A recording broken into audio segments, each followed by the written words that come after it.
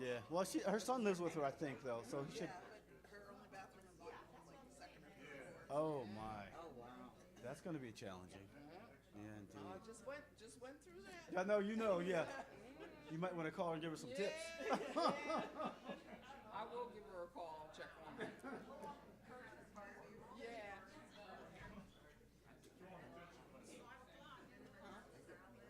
Oh, yeah. Yeah, look, my lift is still on my.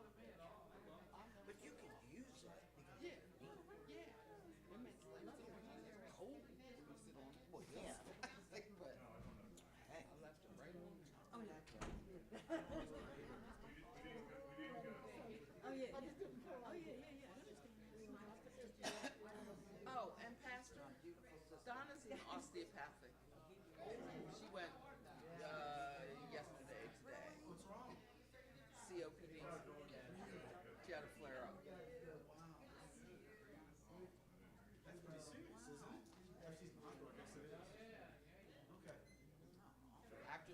After she sent all of her oxygen back, she thought she was moving past it, but yeah. So we'll see.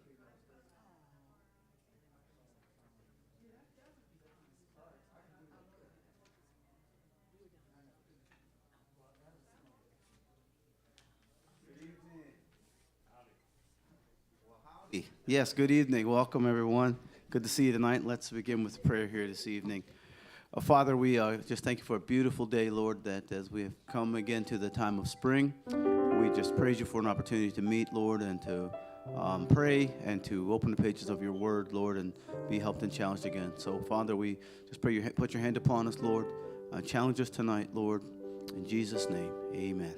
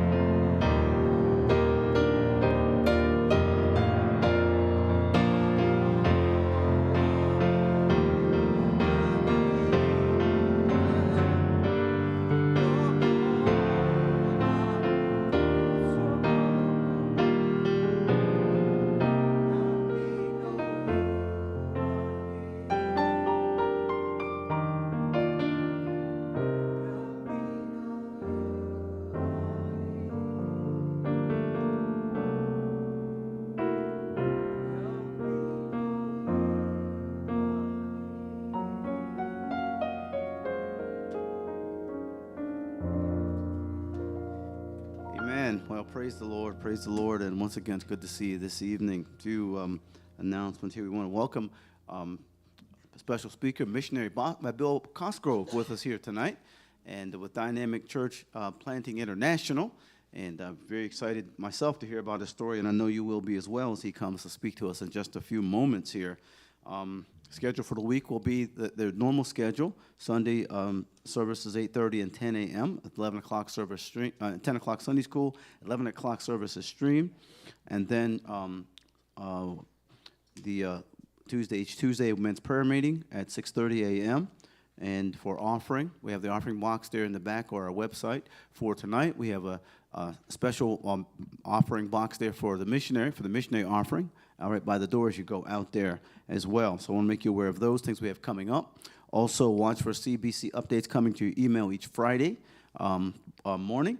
And I think I did see some bread come in for the bread, little few things for the bread ministry. So feel free to help yourself to those. And okay, also, Pray and Go Outreach right now is tentatively scheduled. The training is scheduled for the 15th with the start on the 22nd. There's a very strong possibility that we'll have the memorial service for Mrs. Pat Eisenhower on the 15th.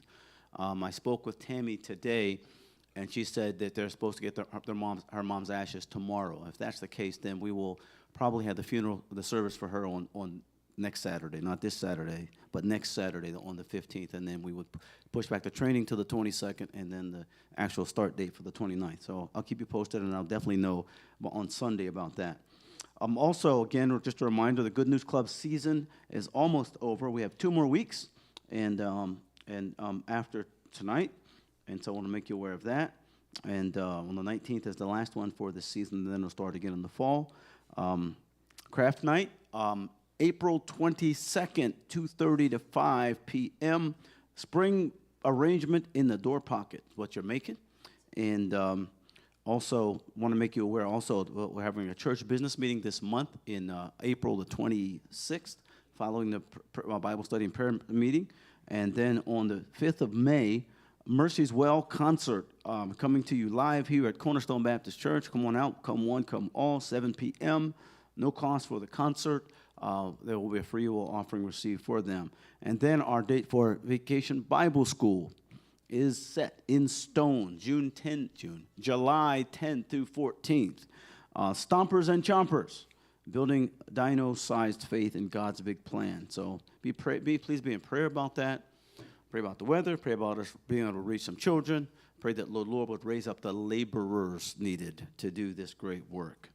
And also, we have a Sight and Sound theater trip scheduled to see the production about Moses on Thursday, the 27th of July. And I know it seems like it's far away, but it's coming quickly for the 3 p.m. show.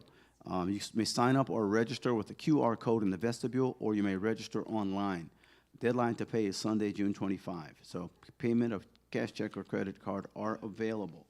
Also, just want to make you aware, I know some of you have already tuned into this. We have a, thank you. Amen. We have create an online community. We have an online community for our church family called Cornerstone Connect, CC. You may have seen the flyers in the vestibule back there. If you'd like to join, I encourage you to, so you can even more stay connected with what's going on. You can go to cornerstonebaptisthbg.com, or if you have any questions, contact Laurel Harper. She can help you with the technical aspects of it. For privacy and security purposes, the membership to this community is restricted to our church family only. So flyers with more information are available in the vestibule for that. So I'll make you aware of that. And a big testimony from Stephanie Mitchell. She mentioned, I think, Sunday about somebody that was trying to undo the work, what they're doing with the Good News Club. All of their children came tonight. So praise God for that. Thank you for praying. We have a family that does outreach in a community that's an international community, Brother Cosgrove, and someone was going around telling them, well, it was said, one of the parents said, these children know more about Jesus than they do about the Quran. And so they was going on trying to keep them from coming. Well, last week there was, I think, maybe one or two came, but they all came tonight. So praise God for that. Praise the Lord for that. We just thank the Lord for that. And the Lord is doing the work. And Brother Bill is going other places to share the gospel. But we have the blessed privilege of having the mission field come to our door here in the United States. So let's do something that we can reach them. I want to say good evening for our turn to get you up here, Brother Bill. Good evening, Brother Ray Bright Bill. That's the brother that you met. And also Lorna Miller, good evening to you as well. And Miss Evelyn Nicholas, good evening to you. And Georgia Ann Sealander, howdy. Dawn Martinez, good evening. Good evening to you. Miss Sylvia DeVoe, good evening to you. Johnny Johnson, hey, bro, how you doing? And there was somebody else on there that I seem to have lost, but welcome to all of you who've joined us on there this evening. It's my pleasure to introduce to you Brother Bill Cosgrove, who's already been a missionary for a while, but I'm going to let him tell you all about that. So why don't you come on up, brother, and just give us what the Lord's given you for us.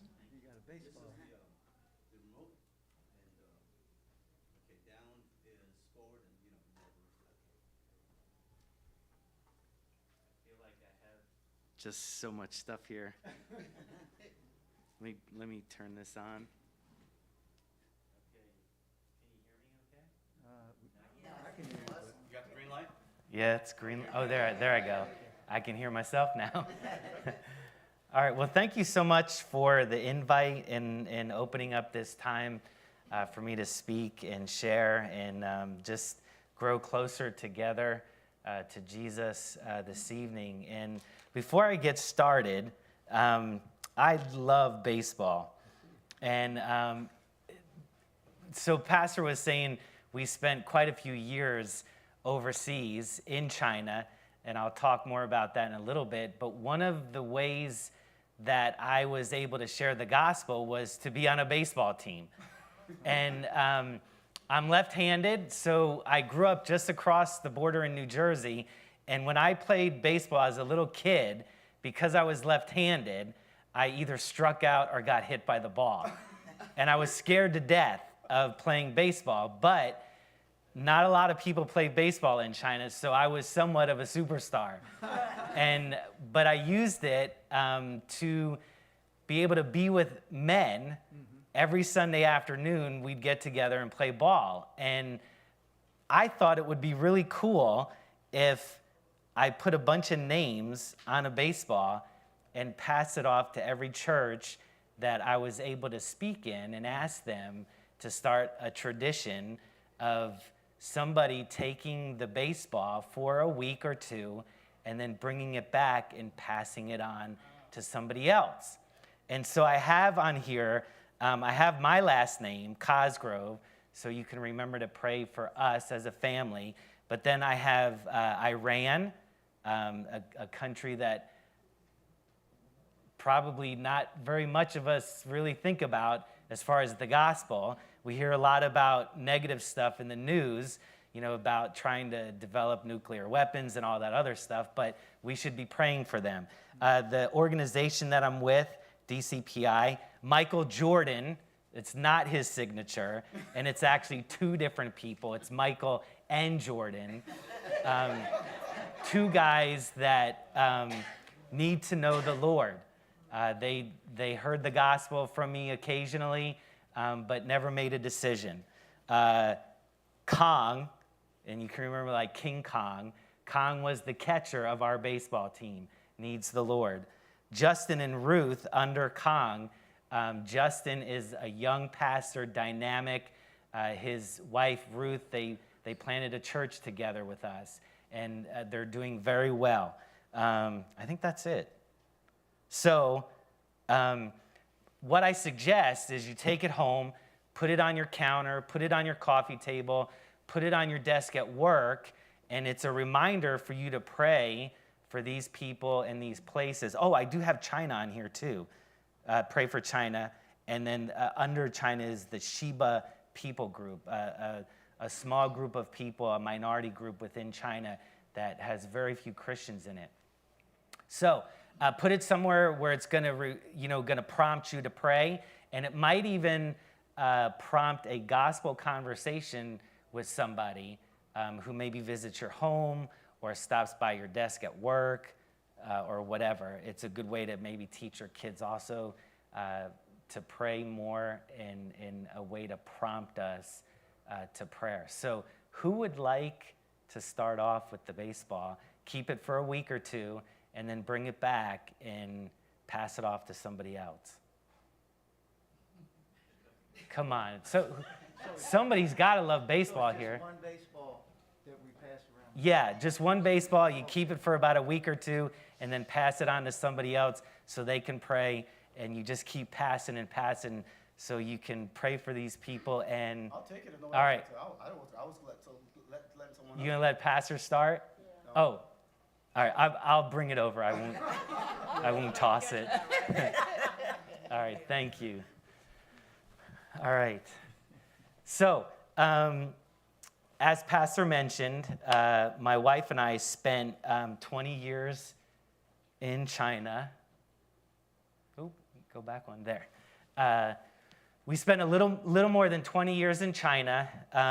We have 3 daughters pictured here, but we have another daughter and another son. So kind of almost the opposite of Pastor Mike and his wife, right? He had 5 boys and 1 girl. I have 1 boy and 4 girls. We spent about a little more than 20 years in China, and I know Americans are. I'll get the buttons right here in a minute. What did I do? I did something. There you go. Okay. It's in front of you too. Oh, it's there. Okay. So all this technology. So we spent 20 years in China, and I know Americans are often challenged geographically. Here's a picture of China. It's bordered by a lot of countries: India, Afghanistan, Mongolia, Korea, Russia. So it's a great place for the church to launch missionaries. The Chinese church has a long way to go as far as getting involved in missions, but they're getting there. And our Chinese friends always told us that they didn't like the shape of China because it kind of looks like a chicken. So hopefully that will help you never forget China. And it kind of does, right? It sort of does look like a chicken. But, okay, I'm getting all confused here tonight with all this technology because I gotta follow on my computer too. The next slide is a picture of how China looks like, I guess, in real life. You can see that the one half is very brown and mountainous, and the other half is very green and lush. So anybody know how many people live in China? About 1.3 billion. So they have about 1 billion more people than the United States. Believe it or not, over 80% of the population lives in that green area. Wow. Yeah, crazy. Talk about being crowded. It's crowded in China, very crowded at times. We lived in 3 different cities. We started off in Beijing, which is the capital city. We moved south to Shanghai, which is kind of like the financial capital of China. And then we moved way up north of Beijing to a city called Shenyang, which is actually right down the road from North Korea. And I had the opportunity to go to the border several times and just pray for North Korea. Of course, I didn't go over to North Korea, but I stood as close as me to the chairs to North Korea with just a little stream in between us. And we got to pray for that country. So 3 very different cities that we were able to live in, and 3 very different environments, economically, politically, and even culturally, right? When when I first went to China, I thought, China would be full of Chinese people. That's true, but it's also full of minority groups. In Western China, there's a minority group called the Uyghur people, and they're Muslims. And I could show you some pictures of Uyghurs that looked more like Russians than they did Chinese. Blue eyes, light-colored hair, European features, but they're 100% Chinese in citizenship. But when we think of Beijing, we often think of the political center where the communist government is seated. When you live in Beijing, you can very much feel an oppression of communism and the political system. There's just a lot of oppression there. It's dark, and you can feel it spiritually. A lot of people will think of Forbidden City. This is a picture of Forbidden City where the emperor used to live. They think of Tiananmen Square. So we also lived in Shanghai, which, see, I'm trying to do both here at the same time. There we go. Shanghai is a beautiful city. Lots of tall buildings, lots of lights. When people think of Shanghai, they think of money. 2/3 of all the money in China resides in Shanghai. And I mean, that's a lot of money. It was not uncommon for me to walk down the street and see Lamborghinis, Rolls Royces, you name it, we saw it. It was unbelievable how much money was in the city. So we often think of money. We think of tall buildings. When we lived in Shanghai, where we lived, we could open up our living room window and we could see that big tall building called the Pearl Tower. It has the 3 balls on it.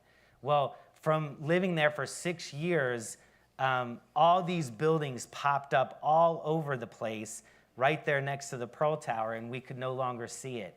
It was, I think we might have seen maybe 20 skyscrapers built in the 6 years just in that area. We're not talking about the greater Shanghai area. And even with the subway, when we moved there, there were 2 subway lines. When we left, 6 years, there was about 9 to 10. Just enormous amounts of construction and building. And the other thing that people think of is money. Did I mention that? Yeah, I mentioned that. Money. There's just money everywhere. It has a beautiful skyline. As you can see, we used to go down to the river and watch the boats go up and down. And then the very last thing that people think of when they think of Shanghai is money. There's just so much money in that city. It still is unbelievable to me. And then the last city we lived in, a city called Shenyang, heavy industry, way up in the northeast. There was a lot of what we call Manchurian influence, or the Man people group. So most of China, you'll find that most people are Han. It's just the people group called Han. They grew the fastest and gained the most power and suppressed all the other people groups in China. But up in the northeast, the Manchurians, or the Man people group, still have a fairly big presence in that part of China. So most people are Man, and it's really a whole different kind of culture, a lot of different ideas, different food, different history, but it's all part of China. And in fact, in this city, I would say one of the biggest influences is a lot of the businessmen in this city worship a demon called the King of Hell.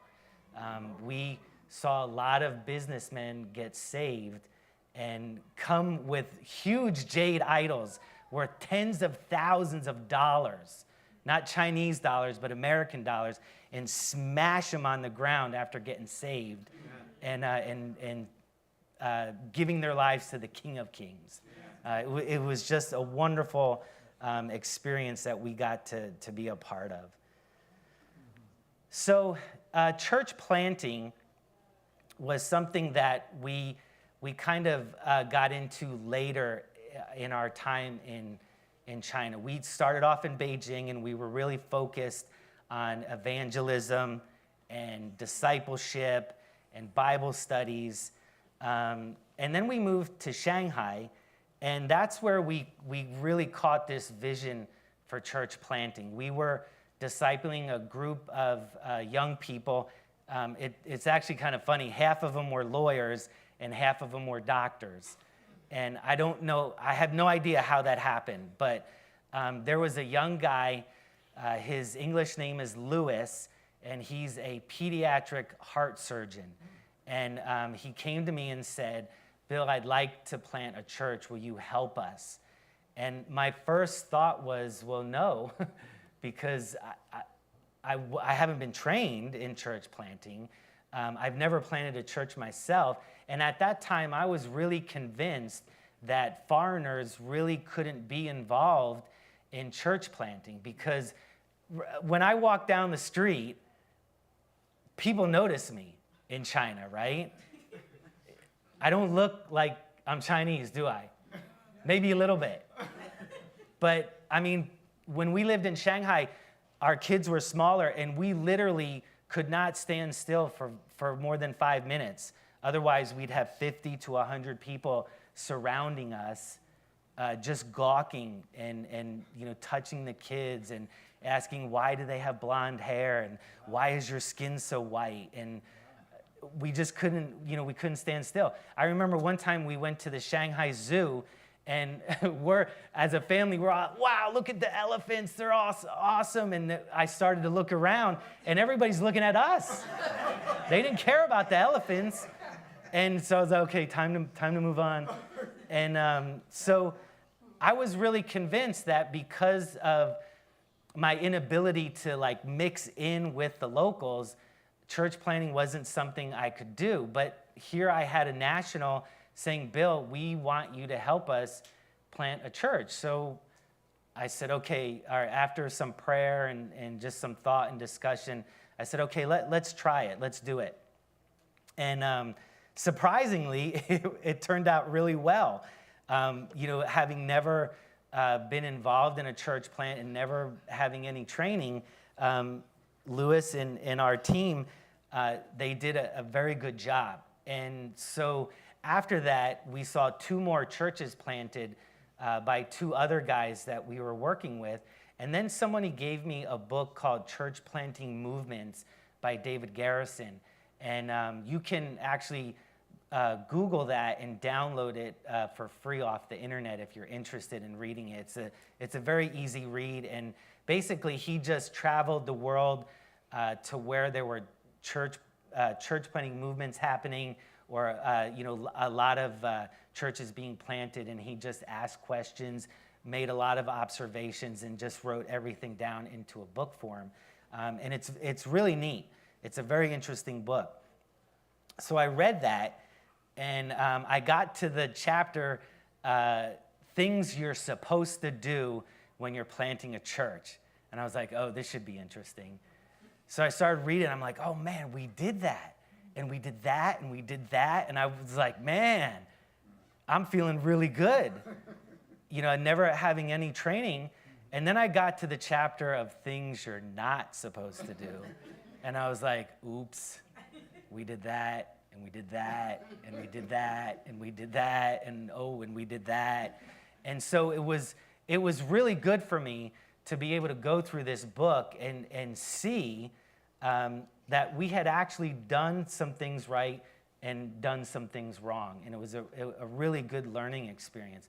Well, in the back of that book, he has an exercise for you to go through to help you decide where to go and live for better results in church planting. So areas of the world that are more open and ready to hear the gospel, And there's a whole list of what would you call it? A whole list of qualifications, I guess, where like if there's instability like politically or economically, just markers that you could look at and say, yeah, I think this place would be good for church planting. Because people are hopeless in those kinds of situations, and they're more open to hearing about the gospel. So we did those exercises, and we ended up moving to Shenyang, which was way up in the northeast. And we saw some really amazing things, like those businessmen that were worshiping the King of Hell come to know Jesus, the King of Kings. And we saw 3 more churches planted in that city that we were directly involved in. And we also got involved with, I was with another agency at the time, but we got involved with Dynamic Church Planting International, and we were working and partnering with them and training people in their curriculum. And we saw another 125 churches planted indirectly. So we would go in and train people, and then we would follow up with them later on and find out, hey, did you, what did you think of the training? Did you get to use it? Have you planted a church? And we asked all these follow-up questions. And sometimes it was kind of funny. We'd call them up and be like, hey, I always had a Chinese Christian do it because it just wasn't a good idea for me to be on the phone with Chinese Christians. So he would call them up and say, hey, this is so-and-so. Do you remember us? You were at this training. And they're like, oh, no, you have the wrong number. And we're like, no, we're sure you were there. And he's like, I don't think that was me. And we're like, yeah, we're pretty sure it was you.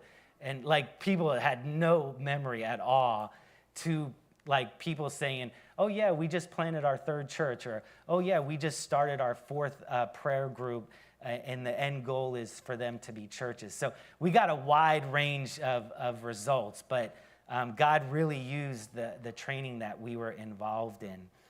So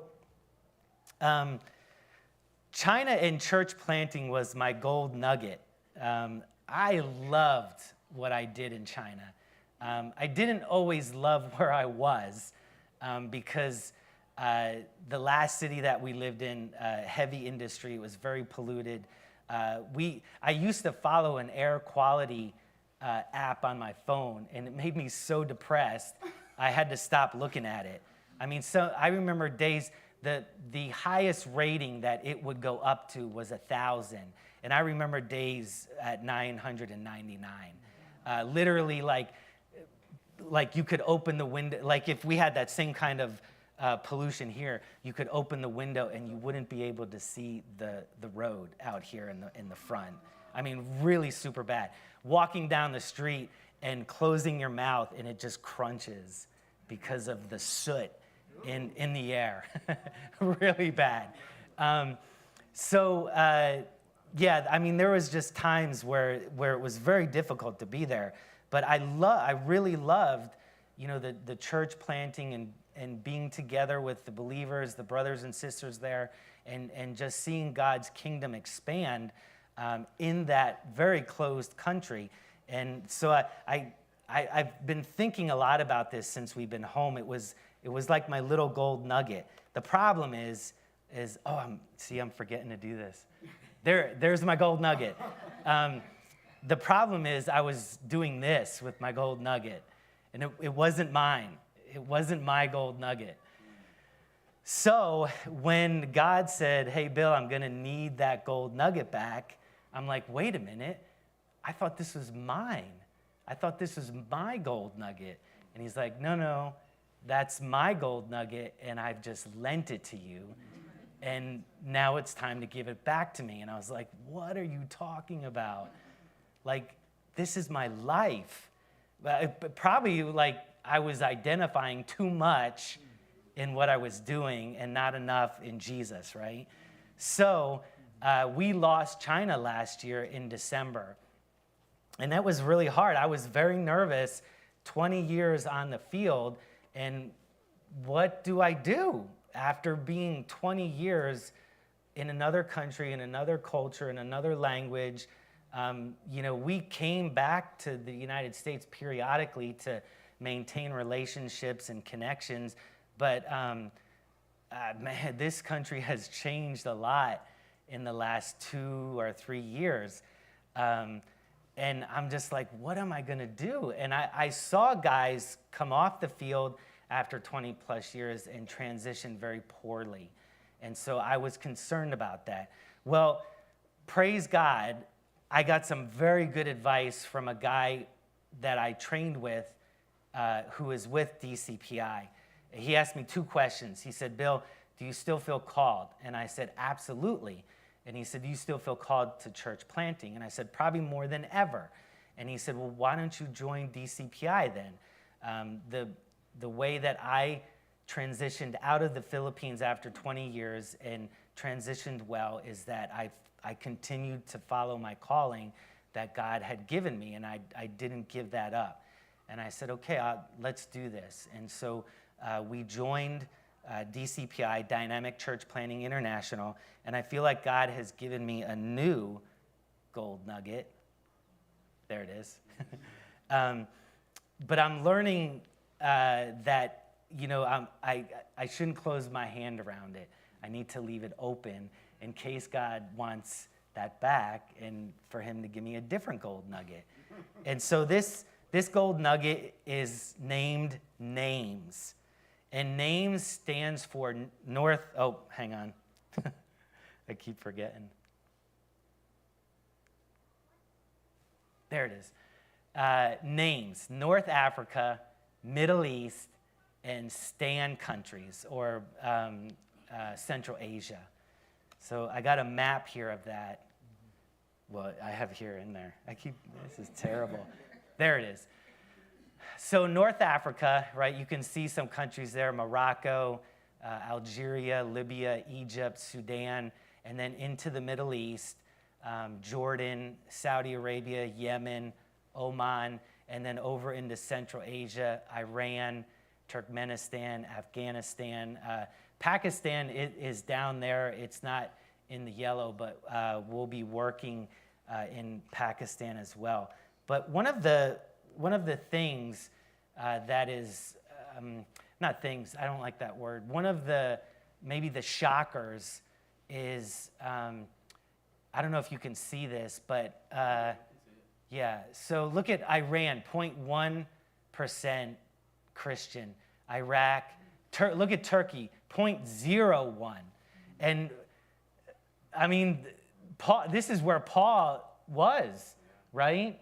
I mean, he was church planting all over this area of the world. And in fact, I can't remember where it is, but Paul says, the gospel has spread enough. There's no new place here. I need to move.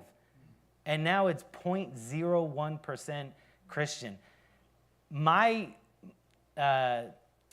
I'm very opinionated when it comes to church planting. And I believe that it's because the church decided there was enough churches, and they stopped planting churches. I mentioned the Uyghur people over there on the right, Xinjiang province. We have a laser on there. Okay. Is that little button there? Mm-hmm. Yeah. Oh. So right there, there's a group of people called the Uyghurs. You might have heard them mentioned in the news. There are over 2 million Uyghurs in re-education camps in China because they're very, very Muslim. In fact, they want to break away from China to create their own country, and China is suppressing that. Well, would you believe 400 years ago, to be Uyghur was to be Christian? What happened? Nobody knows. There's no ideas why today to be Uyghur is to be Muslim, when 400 years ago it was the exact opposite. Well, I believe it's because the church came to the conclusion that we have enough churches, and they stopped planting churches. A lot of things happen when you plant churches. And there's all kinds of stories right here in the United States that I could tell you about. There's a church out in Oregon, a very well-established older church in a small city. They were running about 600 people in Bend, Oregon. 600 people, Bend, Oregon. That is a huge church for Bend, Oregon. And the pastor felt like God was saying, I want you to plant a church in Bend, Oregon. And he was like, God, don't you know how many people live here? There's not enough room for another church. And he just kept feeling God saying, plant a church, plant a church, plant a church. Well, he did. And he chose a guy out of the congregation, and they planted a church. And within a year, that church was running 300. And his church, the established church, grew to 700 because the new church members, and like 95% of them were brand new believers. So they just didn't open another location for Christians to meet. They actually went out and preached the gospel, and like 95% of these 300 people were brand new believers.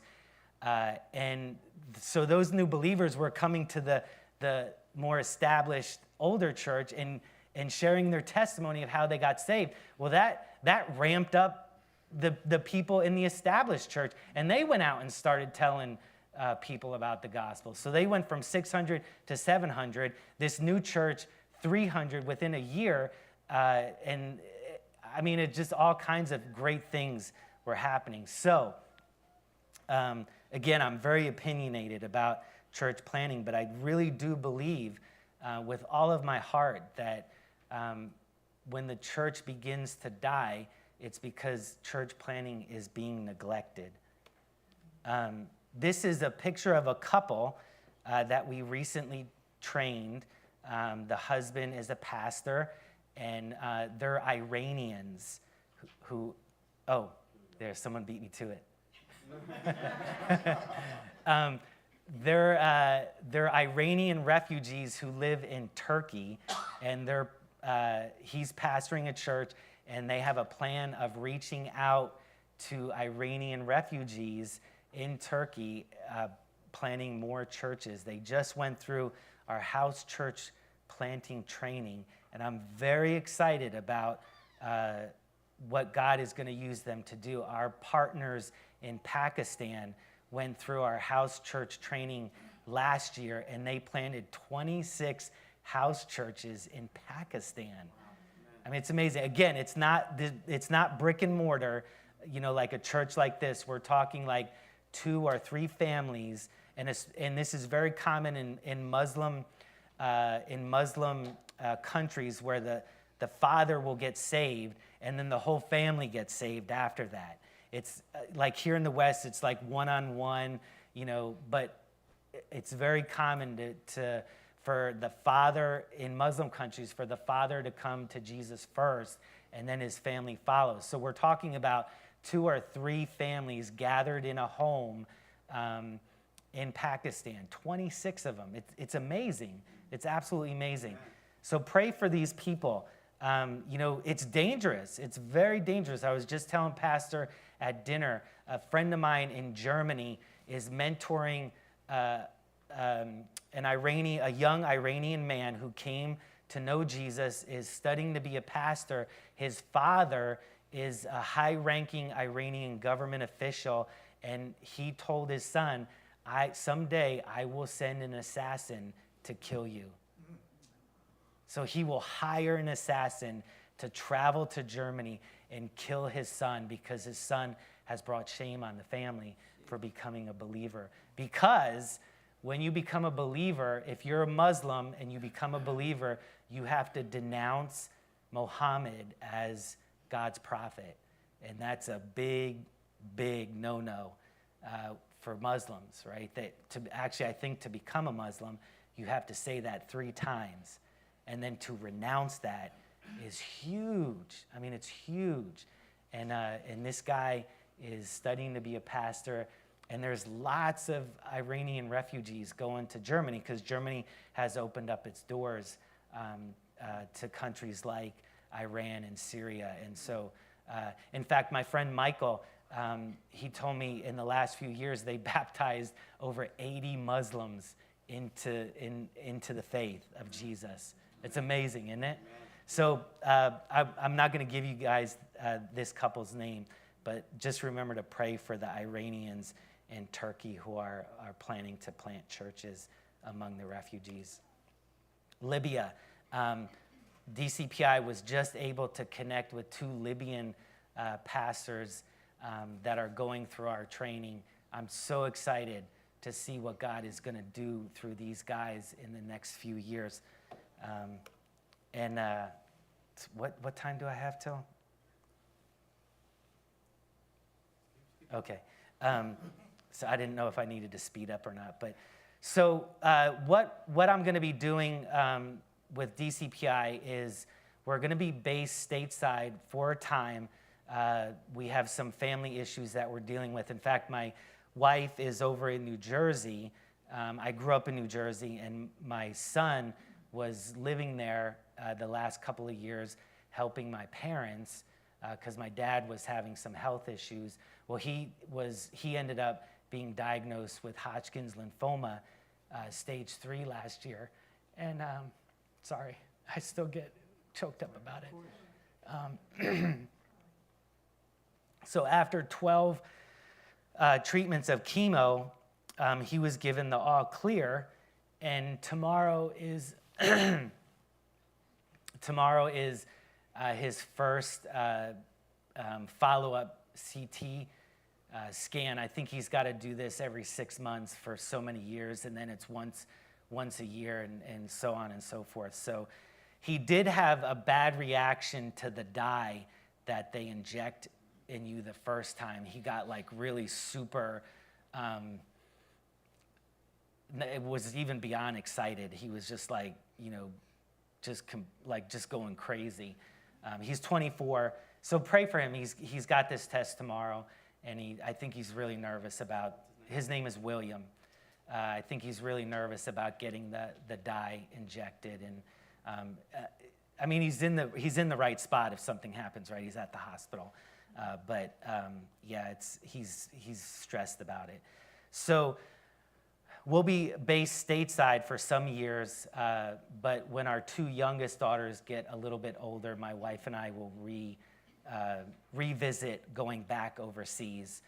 Not sure if we would return to Asia or to the Middle East or to North Africa, but for right now, I'll be traveling 4 to 5 times a year, training guys from Iran, Turkey, Libya, Pakistan, training them how to plant house churches, and then building long-term relationships with them, and just journeying with them in their church planting efforts. So what I would like to share tonight in relation to the Word is some principles of stewardship. Remember I told you that gold nugget for me, I was holding on to it and it was mine. And so these are some principles that I learned about stewardship this past year after coming off the field from China. So actually, let's look at Matthew chapter 25, verses 14 to 30. And let me go ahead and read that. I should have brought my reading glasses. I'll try to look here. I should have brought my reading glasses. I'm not used to bringing them with me yet because I just started using them. For the kingdom of heaven is as a man traveling into a far country who called his own servants and delivered unto them his goods. And unto one he gave 5 talents, to another 2, and to another 1, to every man according to his several ability, and straightway took his journey. Then he that had received the 5 talents went and traded with the same, and made them another 5 talents. And likewise, he that had received 2, he also gained other 2. But he that received 1 went and digged, I'm sorry, this always makes me giggle. and digged in the earth and hid his Lord's money. It's not something to giggle about later on. But, okay, verse 19. After a long time, the Lord of those servants cometh and reckoneth with them. And so he that received 5 talents came and brought other 5 talents, saying, Lord, thou deliverest unto me 5 talents. Behold, I have gained beside them 5 talents more. His Lord said unto him, Well done, thou good and faithful servant. Thou hast been faithful over a few things. I will make thee ruler over many things. Enter thou into the joy of thy Lord. Verse 22, he also that had received 2 talents came and said, Lord, thou deliverest unto me 2 talents. Behold, I have gained 2 other talents beside them. His Lord said to him, Well done, good and faithful servant. Thou hast been faithful over a few things. I will make thee ruler over many things. Enter thou into the joy of thy Lord. Verse 24, then he which had received the 1 talent came and said, Lord, I know thee that thou art a hard man, reaping where thou hast not sown, and gathering where thou hast not strawed. Verse 25, and I was afraid, and went and hid thy talent in the earth. Lo, there thou hast that is thine. I'm gonna stop there. You can read the rest. And I think we all know what happens, right? It's sad that this Lord entrusted these servants according to their own ability, right? It said right in the beginning, he gave these talents according to their ability. So this guy that dug the hole and hid the talent, he wasn't lacking in ability. But it said he was afraid because of he knew what his master was like. So what I would like to talk about is the principles of stewardship. The first one is ownership. And again, this is the one that I learned very well this past year. It belongs to the Lord, right? Everything that we have. There's nothing that we have that really isn't his. And we often forget that. I mentioned my dad. My son went up to help my mom and my dad. Well, my dad unexpectedly passed away about a year ago, August. And my dad was a picker. I don't know if you're familiar with the American Pickers show. My dad would go to all these garage sales and buy something for $0.25 and turn around and sell it for like $50, $75. He was so good at it. And sometimes even like if he knew he could buy something and sell it for like $100 and it was $1, he would still bargain. Like, I'll give you 50 cents for it. I'm like, Dad, just pay the $1. But you know what? When he passed away, we had a house full of stuff and a 2-car garage full of stuff. And my mom and dad's basement full of stuff. And, sometimes I think we feel that way, right? Like, this is mine. This belongs to me. And we forget that actually the things that we have are a blessing from the Lord. And we have to be careful to remind ourselves this, that these blessings, these things that we have, and, even if the things aren't that great, right? I have a Toyota Sienna it's 2000. Well, actually, let me tell you about my Acura. We were given an Acura, and the valve gaskets were bad. And I'd drive down the road praying that I wouldn't get a red light, because if I got a red light, so much oil was leaking out on the engine, smoke would just be coming everywhere. It was a great car, but it was so embarrassing. And I was like, oh my goodness, I really should be thankful for this. I remember even one time pulling into a gas station and it was smoking. And I live in Lynchburg, Virginia, and Liberty University is there. And there was this young Liberty student in front of me, a girl, putting gas in her car, and she goes, excuse me, sir, excuse me. I'm like, I know, my car is smoking, I have a bad oil leak. And she's like, oh, okay. Because I just knew what she was gonna say. But I really should be thankful for that. My aunt and uncle gave that up for free. They gave it to us for free as a blessing. And thankfully, since then, I've had the valve gaskets changed and it doesn't smoke anymore. But just remembering and reminding myself that gold nugget of China, it belonged to the Lord. It was his. And he let me borrow it. And I'm so glad that we were able to do what we did for him. And it was time, like the servants giving back what they gained, right? The one guy got 5 talents and he gave back 10. He didn't keep any of it.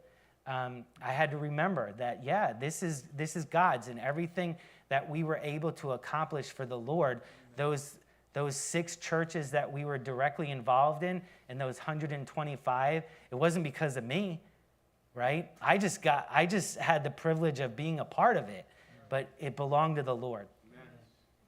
The second principle, responsibility. We are responsible for the gospel as well as the blessings God has given us, and to obey what he has commanded us to do. Just like the servants in this parable, right? The first 2 were very responsible, and the last one was very irresponsible. And man, I don't want to be that guy. Amen. I don't want to be that servant. So we need to be responsible with what God has given us, and remember the things that we've been blessed with. There's a really interesting story I heard once.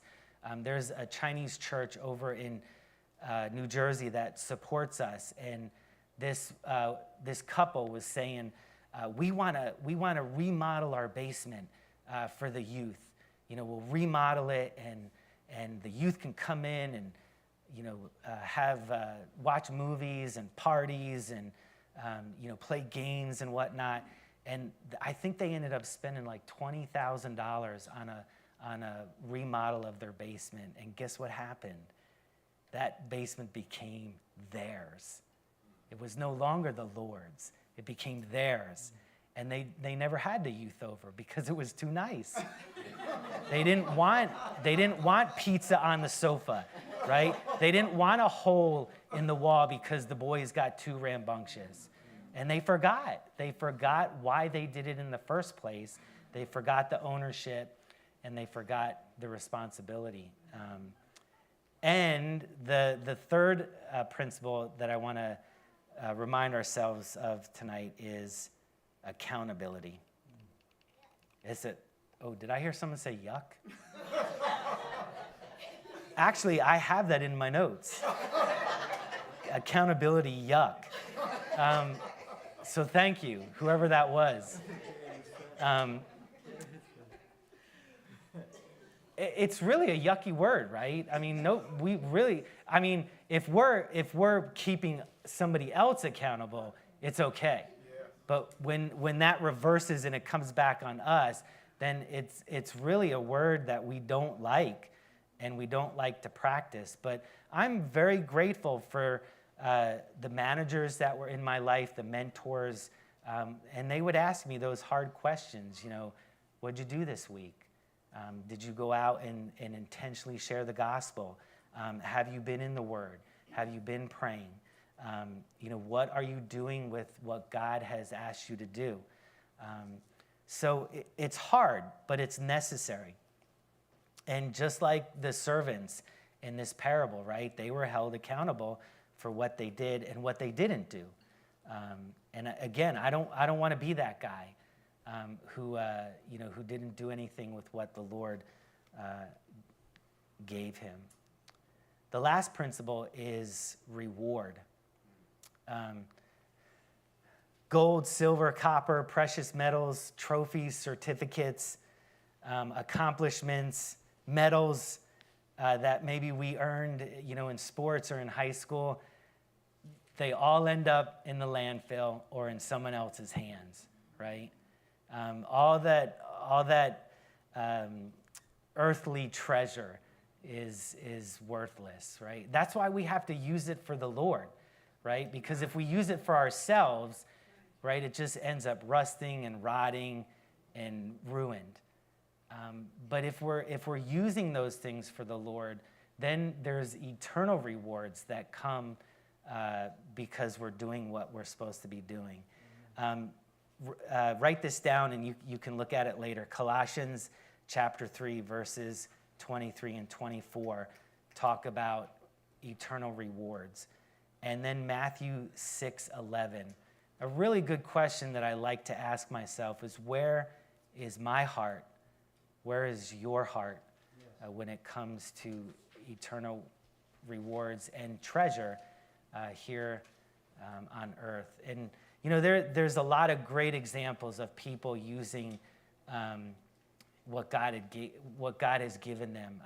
People that open their homes to pastors and missionaries, and people letting other people borrow cars when they need it.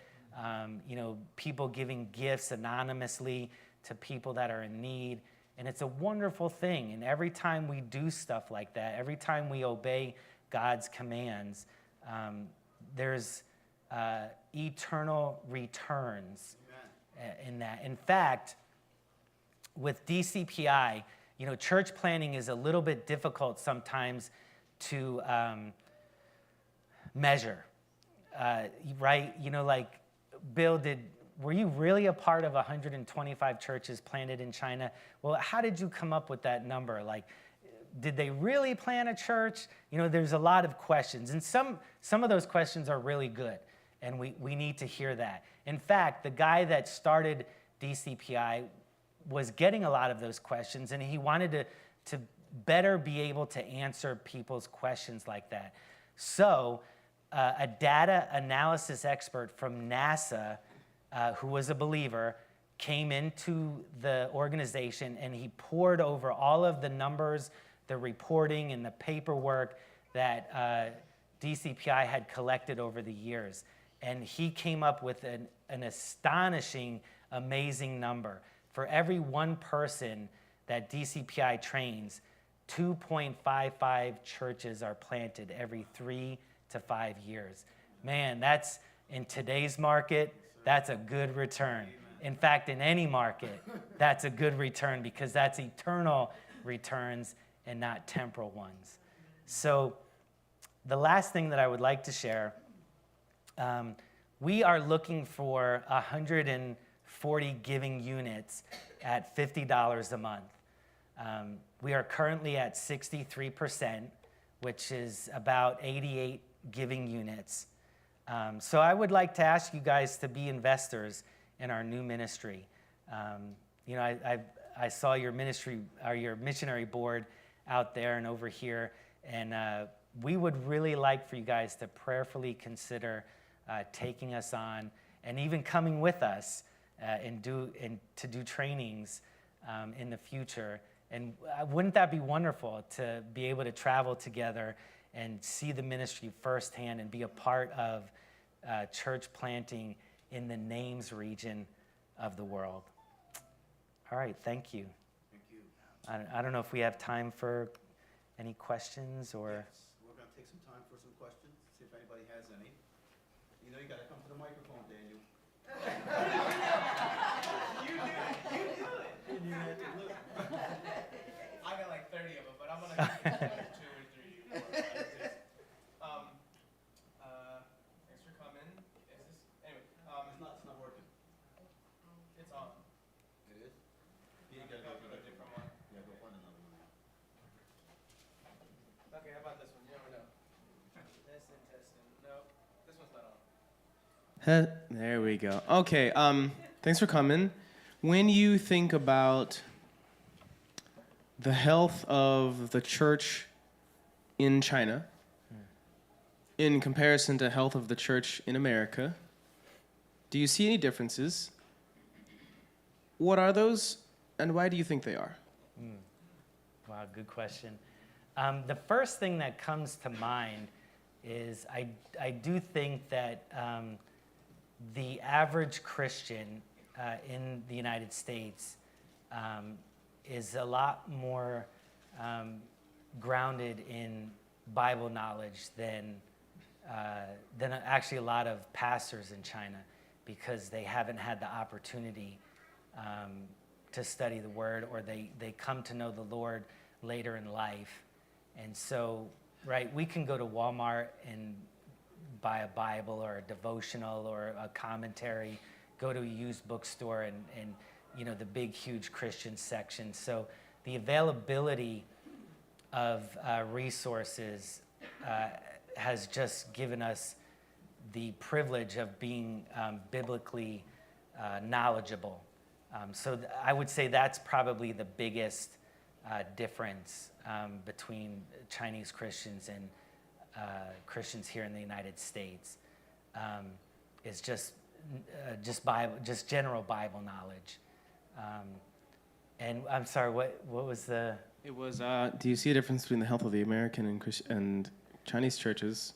What are those differences, if any, and why? Yeah, so also another thing that comes to mind is in China, a lot of older pastors that are 60 years and older really don't consider younger pastors pastors until they've been in prison. It's kind of like a prerequisite.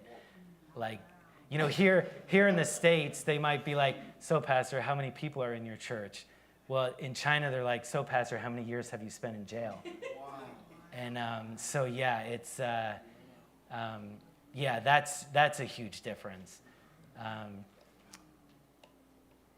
So when you make a commitment for Christ in China, there's a lot of sacrifice. You could lose your job. You could lose your family. We know a girl that she got saved, and I mean, she was just bouncing off the walls, full of joy and happiness. And she went to work Monday, Tuesday, Wednesday. We met with her, and she was so sad. She's like, I don't understand why nobody wants to hear this story, and people keep telling me I'm crazy. And then her father showed up, and she was like, oh, I can't wait to tell my family. And her dad said, if you don't give that up, you're not my daughter. So it's another big difference, the amount of sacrifice that Chinese Christians have to deal with. It's very difficult. Yeah.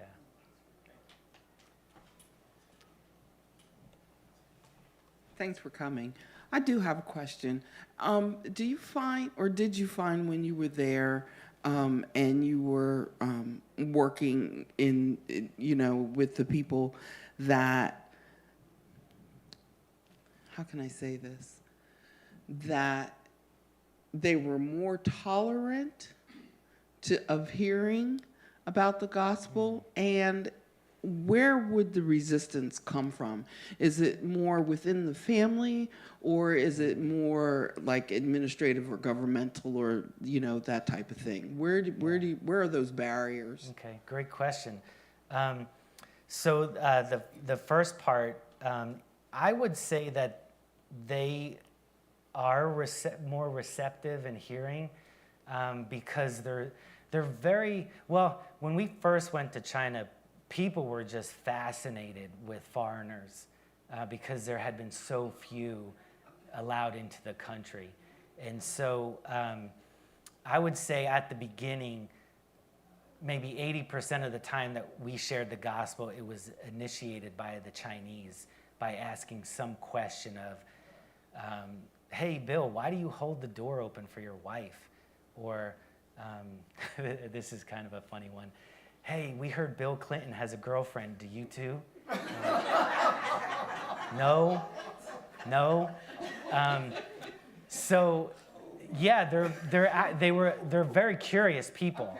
So that would generate a lot of questions, and so I would say that the majority, at that time, the majority of Chinese were atheists until you could simply explain to them, like we often said, if I took a watch and took it apart, put it all back into its pieces, put it in a box and shook it, how long would I have to shake it before it became a watch again? And they would like, well, it would never happen. And so we would say, so with the world and the universe, with all of the systems that are in place, do you really think there's no God? And they're like, oh, wow. Yeah, I think there is a God. Mm-hmm. But then it would end there. The other thing that gave us a lot of opportunity is that they believed that everybody in the USA was a Christian. In fact, we had a teacher tell us, well, all you Americans are believers because that's where Jesus was born. And we're like, wait a minute. Jesus was not from the USA. But that's what they've been taught. And Americans are Christians because Jesus is from the USA. We're atheists because we're communists. And so, but in recent years, things have changed.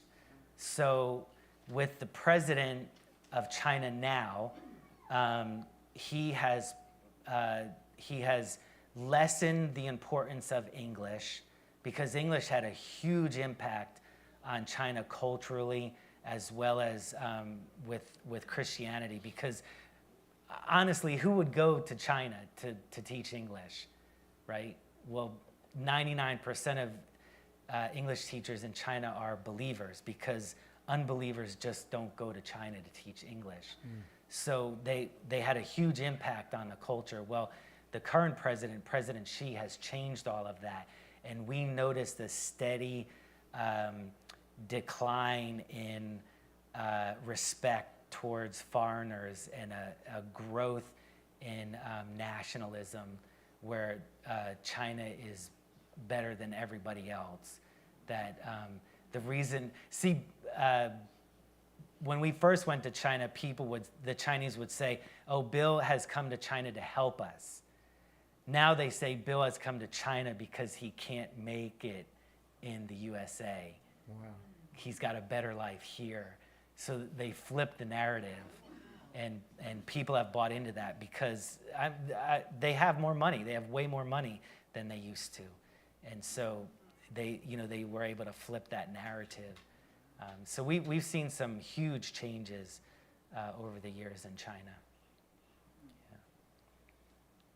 Yeah. So, do you speak any of the dialects there, or is it do all the people speak English? So I speak Mandarin, which is the national language. A lot of people speak English because they start to study English in kindergarten. And so, we could fly over to China to any city and, leave the airport, find college-age kids and immediately start having conversation with them great. in English. Okay. Because their English is really good. Okay. Probably better. Probably better than ours. When I had kids write stuff when I was an English teacher, I was like, man, this handwriting looks like what my grandmother used to write. And, their penmanship was amazing. We just taught conversational English. Okay. Yeah, grammar, writing, reading, they did very well. It was the spoken that they wanted. I spoke Mandarin, but also going back to minority groups, there's over 450 minority groups in China, and each one of them has their own language. Jeez. And then we lived in Shanghai, and Shanghai had a local dialect that if the local Shanghai people didn't want Mandarin-speaking Chinese people to understand what they were saying, they would switch into their local dialect. So, Wow. yeah. And I mean, even like a village, you go an hour down the road to another village, two totally different dialects where they can't communicate. Jeez. Yeah, so that's why Mandarin is the national language. And it's something that I was totally unaware of until I went. I thought China was full of Chinese people, and it's much more diverse than that. Mm-hmm. Yeah.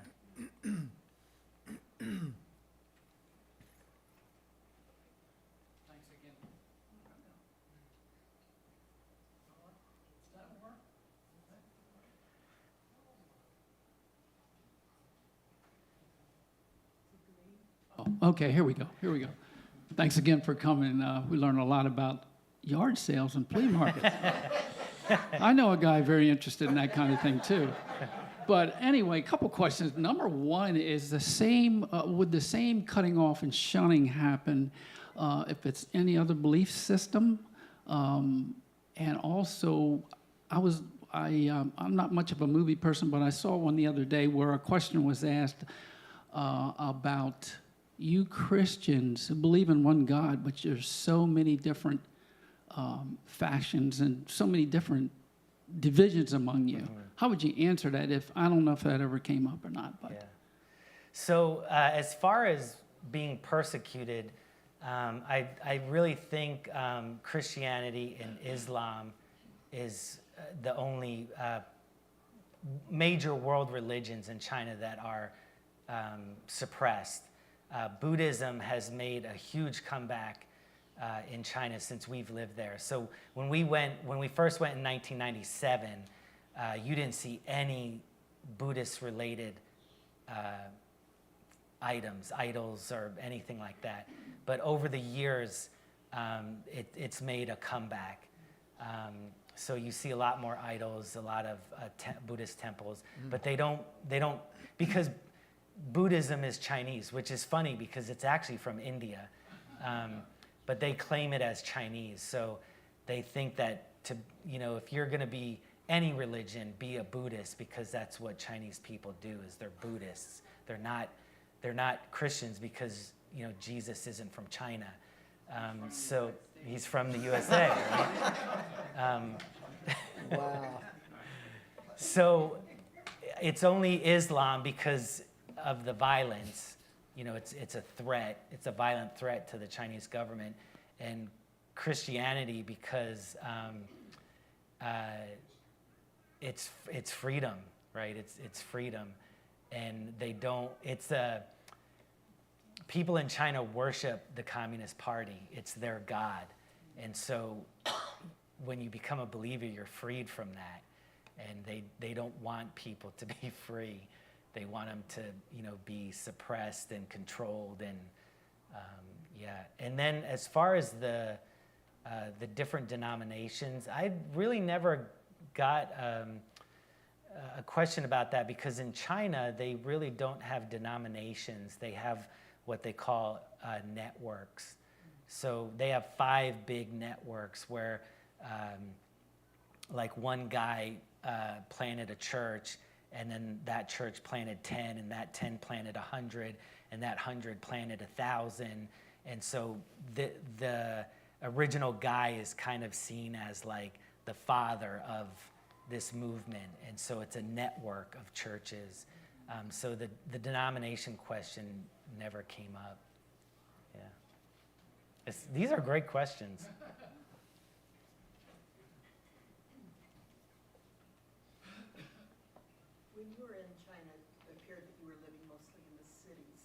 Yeah. Do you see much difference with people from the countryside versus the city as far as their acceptance?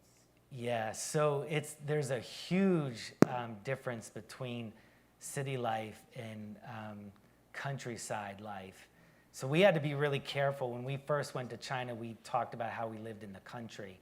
And then I went to the countryside in China, and I was like, oh, this is not like in the mind of the Chinese, they're probably thinking like, I have no electricity, no running water, we have a squatty potty that drains into the pig pen.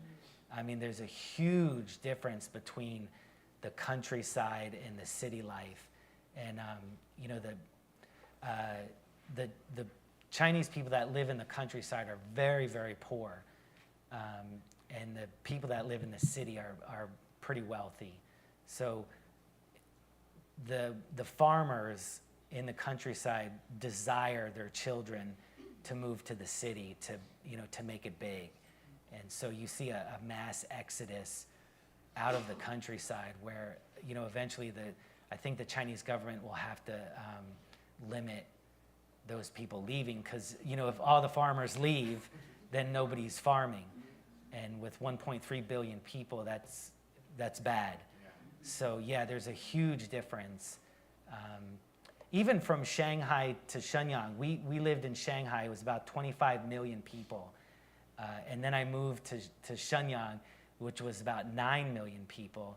And for 3 months, I was like, nobody lives in this city. This city is so empty. And here I am, like, rubbing shoulders with 9 million people. But, going from 25 to 9 is a huge difference.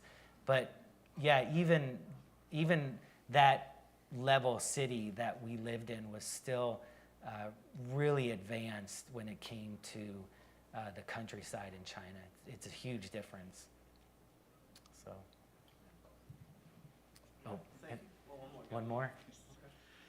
Are most churches in China house churches, or are there? I know there's like official ones, but that's more state official. Right. Is it mainly their house churches because they have to be, or are there like ones that can be open about it in the country? Yeah. So there is a state church. It's called the Three Self Church of China. Self-supporting, self-governing, and self-propagating. They got that idea off of a Presbyterian missionary in Korea. That was his desire for the Korean churches. So China adopted that, made a state church, and it's basically just an extension of the Communist Party. There are some very good evangelical state churches, but it's very, very, very few. And if the pastor starts to really preach the word and get people fired up, he's removed. So in the state church, you can't preach from Romans. Wow. Yeah.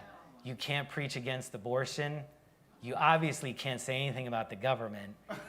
And you can share the gospel on the campus of the church, but once you leave the campus of the church, if somebody asks you, you can share the gospel, but you can't walk down the street, and especially with people under the age of 18. It's illegal to share the gospel with them. So yes, the majority of Christians attend house churches, and you will see everything from underground, heavily persecuted to I used to take the train from Shenyang to Beijing, and when we were traveling at night, I'd look across the countryside and I'd see a church with a big red cross at the top lit up at night. So China is a very confusing place. And I have a friend who said, if you've heard that it's happened in China, yes, it's happened somewhere in China. So very heavily persecuted to a lot of openness and freedom. It depends a lot on the local government. But again, the current president is really coming down hard on Christianity. So thank you so much.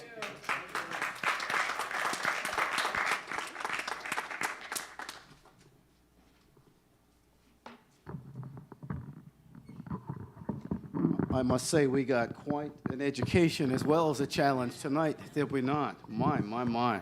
So much there, Brother Cosgrove. Thank you for that. And again, don't forget to, on the way out, there's an offering box there in the back to be able to just partner with him and his family for now. Also want to pray for your son, William, as well. So he has that, and tomorrow is that follow-up. Just a few prayer requests here before we dismiss here. I know the children are going to be done in a minute downstairs. So, Edie Dickey, we did get report from her surgery, went well. She's at home in a lot of pain. And Jim Davis goes tomorrow for his surgery. on his a colon surgery tomorrow.